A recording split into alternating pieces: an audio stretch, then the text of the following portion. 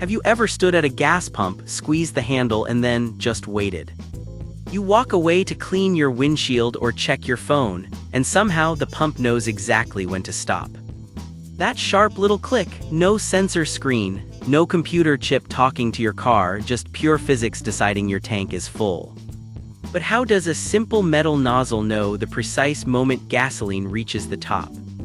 What happens if it fails? Why does it sometimes click off early even when your tank still has room? And who first figured out how to make gasoline stop itself? Before automatic nozzles existed, someone had to stand there the entire time, hand locked on the trigger, watching the fuel climb. One distraction and fuel could spill everywhere. So when did this clever little system appear? Whose brain first connected a toilet flush to a gas pump? And why has the basic design barely changed in more than 70 years? Stay with me because the answer involves fluid dynamics, a flash of inspiration in a bathroom, and a tiny hole most people never notice. Welcome to Story Behind the Things, the channel where we uncover the hidden stories, science, and human decisions behind the everyday objects we take for granted. If you love learning why ordinary things work the way they do, hit subscribe and turn on notifications. You're going to want the next ones too.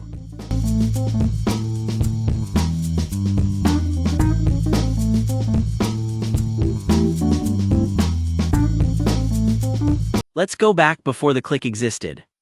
In the early days of automobiles, filling a tank was completely manual. An attendant inserted the nozzle and held the lever open the whole time. There was no automatic shutoff. If the attendant looked away for even a few seconds, gasoline could overflow, spill onto the ground, create dangerous fumes, or even start a fire. It was slow, risky, and inefficient. Attendants couldn't wash windows or check oil while the tank filled because their hand was stuck on the nozzle. That changed in the late 1930s and 1940s.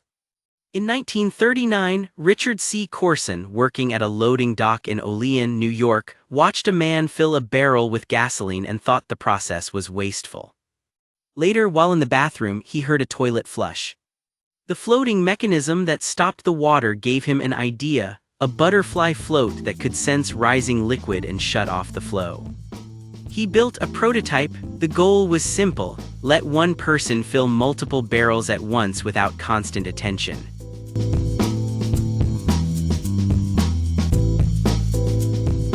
A decade later, the technology was refined for actual gas pumps.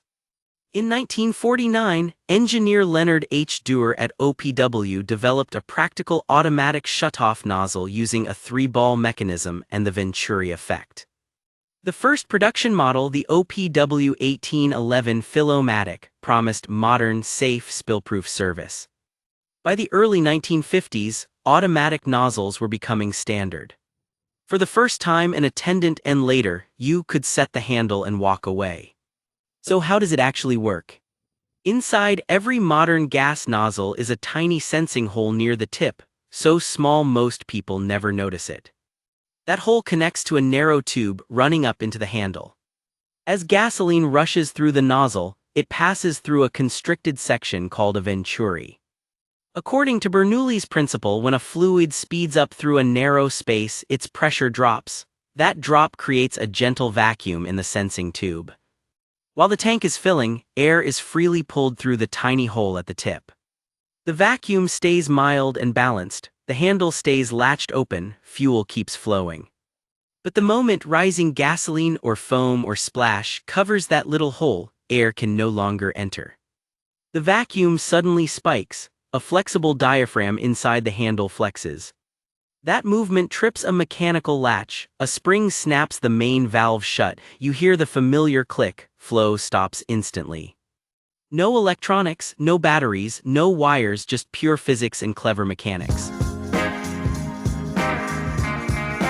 This system solved several critical problems at once. It dramatically reduced spills and environmental contamination. It lowered fire risk at stations.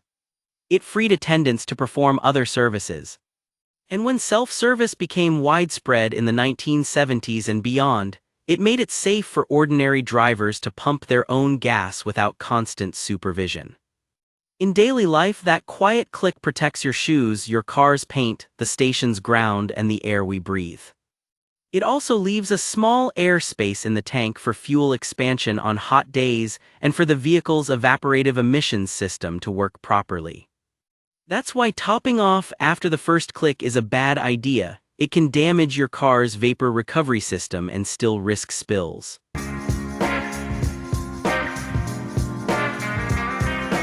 Human psychology plays a subtle role too. We trust the click. We feel a small sense of satisfaction when it happens on time. Yet many of us still try to squeeze in just a little more, driven by the desire not to leave money on the table or the mild anxiety of running low later. The mechanism quietly manages that impulse for us. The impact on society has been significant. Automatic shutoff made high-volume, self-service gas stations practical and safer. It reduced waste of a valuable resource. It lowered insurance risks and environmental cleanup costs. And because the design is purely mechanical and extremely reliable, it has remained essentially the same for more than 7 decades, even as cars, fuels, and stations have changed dramatically. Today, the focus is on refining the system further. Better vapor recovery, nozzles that work cleanly with ethanol blends and diesel, and designs that resist premature shutoffs caused by foam or awkward angles. With the rise of electric vehicles, fewer people will interact with these nozzles in the future. Yet for the hundreds of millions of gasoline and diesel vehicles still on the road, and for aviation, marine, and industrial fueling, the automatic shutoff remains a quiet guardian. What could the future hold? Smarter nozzles that communicate with vehicles, adaptive flow rates, or even completely different refueling methods for new energy sources. But the elegant physics of the Venturi effect will likely stay with us for a long time. Interesting facts most people don't know. The entire automatic shutoff system runs on the same principle that helps airplane wings generate lift and that once powered carburetors, Bernoulli's principle. The sensing hole is deliberately placed so the pump stops before the tank is completely brimmed, leaving expansion room. Premature clicking is usually not a broken pump. It's often foam, a bad nozzle angle, high flow speed, or a restricted vent on your car. The basic mechanical design has survived more than 70 years with almost no fundamental change, a rare feat in modern technology. Before automatic nozzles, gas station attendants literally could not leave the nozzle, making full-service stations far slower and more labor-intensive. That's the story behind why gas pumps automatically stop. A brilliant blend of physics, a bathroom flash of inspiration, and the quiet need to keep fuel where it belongs. If you enjoyed peeling back this everyday mystery, make sure you're subscribed to Story Behind the Things. Drop a comment and tell me, what's another ordinary object or system you love us to investigate next? Your suggestions are read, acknowledged, and often become future videos.